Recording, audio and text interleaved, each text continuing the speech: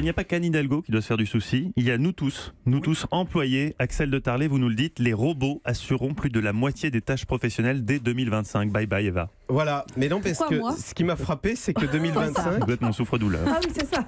2025, c'est demain, c'est dans 7 ans. Et c'est une étude, en effet, qui montre qu'il va falloir massivement se préparer à changer de métier parce que des pans entiers d'activités vont disparaître. Donc c'est une étude réalisée, vous savez, par le Forum économique mondial. C'est celui qui organise le forum de Davos, là où se pressent tous les grands de ce monde en janvier. Donc étude très sérieuse et qui lise donc tous ces métiers qui vont... Très libéral quand même, on peut le dire aussi. Voilà, bon... en tous les cas, là, je vais vous dire qu'on va être libéré du travail. Je vais faire toute la liste des métiers qui vont disparaître. Ah oui, faites-nous peur.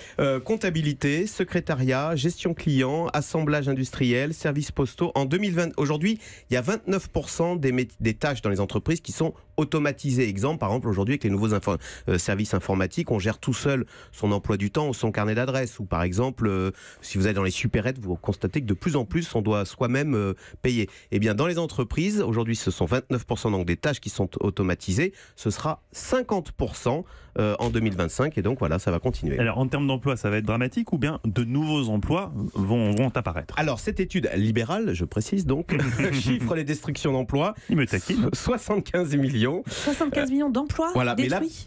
Mais la bonne nouvelle, c'est qu'en face, alors elle chiffre avec une précision surprenante les créations d'emplois. Cette étude dit qu'il va être créé 133 millions d'emplois. Le problème, c'est que ce ne sont pas les mêmes. Car quels sont ces nouveaux emplois qui vont être créés? Ce sont des emplois liés... Ouais, bah oui, mais ça va pas être facile parce que ce sont des emplois dans l'intelligence artificielle, le marketing, le traitement de données, l'informatique, etc. Alors certes, il y a un gain net, nous dit cette étude, mais il va falloir faire des efforts de formation. Et la mauvaise nouvelle, c'est que les entreprises ne joueront pas forcément le jeu.